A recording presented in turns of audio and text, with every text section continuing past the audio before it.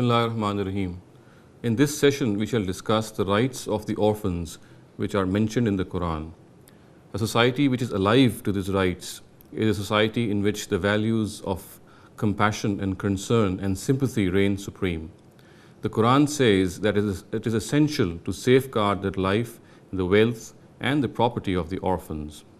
And in this regard, it has given a complete set of directives. The Quran says that if it becomes difficult for people to manage the orphans, then if they want, they can marry the mothers of these orphans. And in this regard, they can go up to 4 marriages. However, if they are not able to maintain justice between their wives, then even for as noble an objective as the welfare of the orphans, they should not marry more than one. In this regard, they must also keep in consideration the fact that they should not withhold the dower from being paid at the time of the marriage on the pretext that since they are marrying the mothers of these orphans to support them, they should not pay it. They must pay the dower at all costs in every respect. However, if the wife forgoes this dower, then of course this concession can be benefited from. The Quran then says that until and unless these orphans reach the age of mental maturity, their guardians should be their custodians. They should be the custodians of their wealth and their property. During this time, they should generously provide them with whatever they need, and of course, they should speak to them affectionately.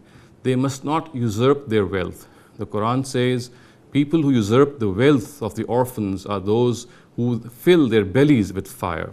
And they must not also consume the wealth of these orphans hastily, thinking that the time is drawing near in which they have to return this wealth to these orphans. Now, in this regard, the Quran also says that guardians who are not well off, they can take a service charge from these orphans, from the wealth of these orphans, and guardians who are well off should not touch their wealth. And guardians, of course, who are not well off can benefit from this wealth, but this again should be according to the norms of the society they live in. Also, when the time of handing over the wealth back to the orphans arrives, then the guardians should call in 2 equitable witnesses, and in their presence should they hand over this wealth back to them.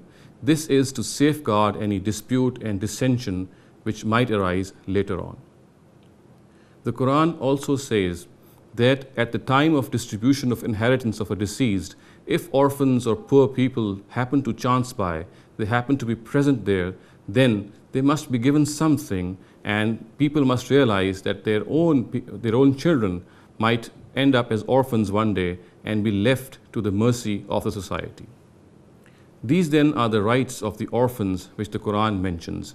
And as I said earlier, it is essential that these rights and wealth of the orphans should be taken care of in a very generous manner, in a very protective manner.